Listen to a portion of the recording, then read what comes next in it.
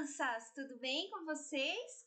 Olha a Pro aqui de novo para a gente fazer mais uma aula de português e hoje a gente vai aprender rapidinho, de forma bem simples, o que é uma fábula, tá bom? Vamos lá!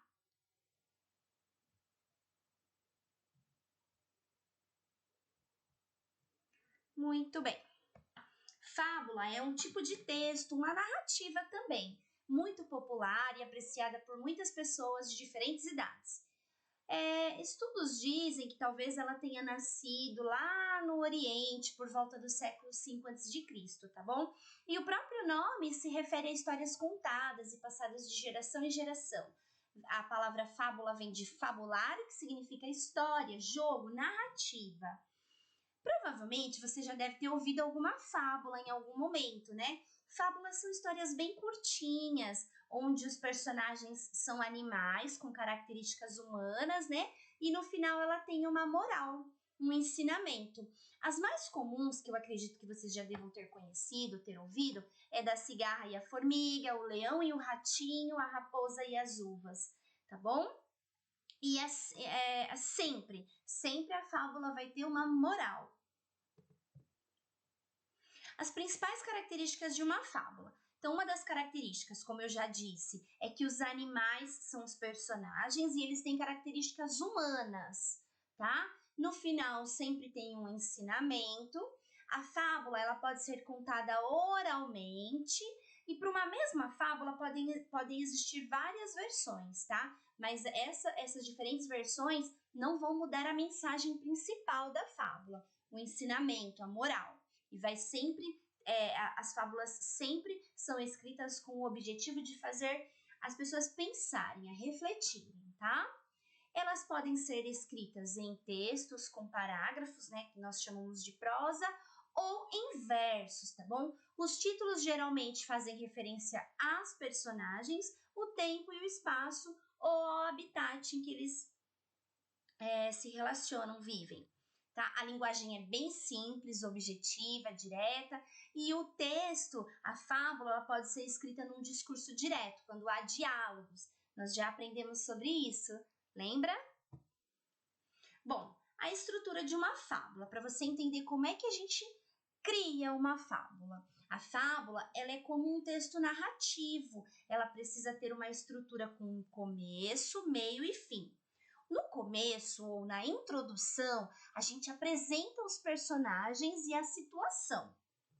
No meio, né, o desenvolvimento da fábula é onde a história acontece, onde os personagens interagem em torno daquela situação, daquele conflito que você criou. Por fim, o final tem um desfecho, a conclusão, com um ensinamento, com uma moral, tá bom? Os temas, as temáticas são variadas, né? Geralmente elas estão ligadas às características do animal, do personagem principal da fábula. Por exemplo, o leão, a força, a coruja, a sabedoria, a raposa, a astúcia.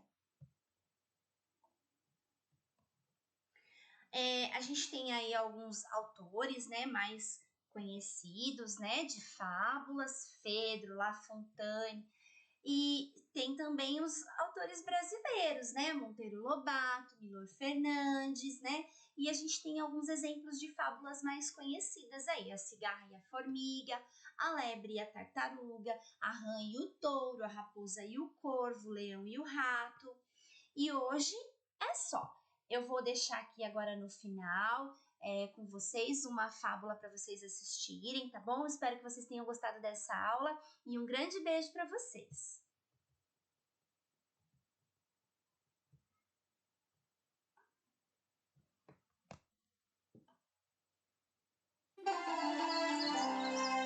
Era uma vez uma floresta cheia de animais que nunca havia sido visitada por nenhum humano. Todos os animais, embora de diferentes espécies, viviam em harmonia. Todos eles tinham características diferentes. Por exemplo, o macaco era o malcriado, o esquilo era o covarde, o leão era o corajoso, a gazela era a mais rápida, a tartaruga a mais lenta, a raposa a atrevida e as abelhas eram as mais trabalhadoras. O único animal que não se dava bem com nenhum outro era o corvo. Ele não gostava de dividir a sua comida. E às vezes ele até roubava a comida de outros animais e saía voando. Todos os animais falavam sobre o egoísmo do corvo e que ele precisava aprender uma lição. Então, a raposa, a mais esperta, teve uma ideia. Rapazes, deixem comigo. Eu vou dar um jeito nesse corvo egoísta e ele nunca mais será arrogante desse jeito. Um dia, o corvo entrou na cidade para procurar comida.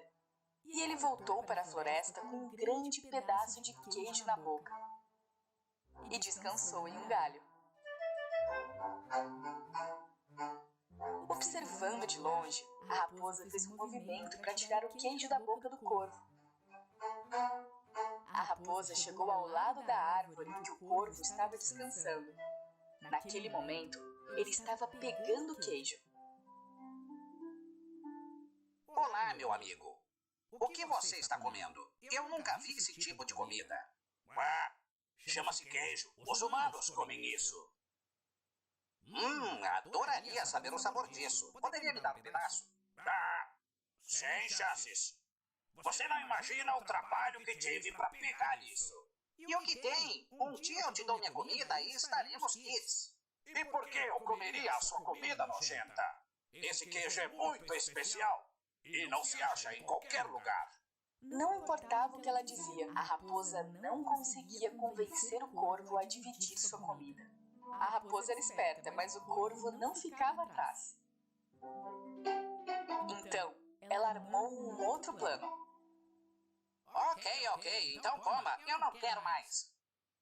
Então, pelo menos, me deixe ficar olhando você comer esse queijo delicioso que você não quer dividir.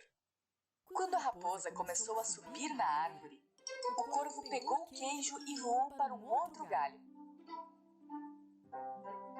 Então, a raposa foi para baixo da outra árvore aonde o corvo estava. Mas ele, mesmo assim, não queria dividir o seu queijo. A raposa, então, teve uma outra ideia. Quais seriam os maiores defeitos do corvo? Ele é orgulhoso e arrogante. Talvez eu tire vantagem disso para conseguir o que eu quero.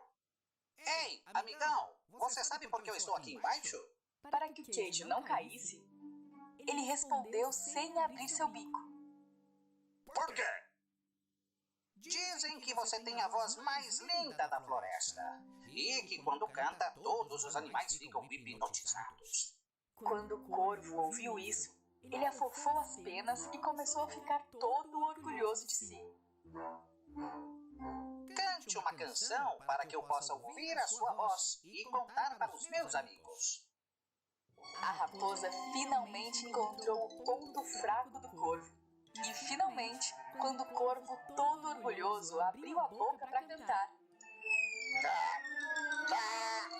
o queijo caiu do seu bico e, claro, a raposa foi hábil e o comeu. O corvo ficou atordoado e imóvel. Olha só, seu queijo caiu direto na minha boca. E é delicioso. Devido à sua arrogância e orgulho, o corvo perdeu sua comida para a raposa. Então, amigo, o que você aprendeu? Você não deveria se achar maior do que realmente é. Não deveria acreditar em tudo que ouve.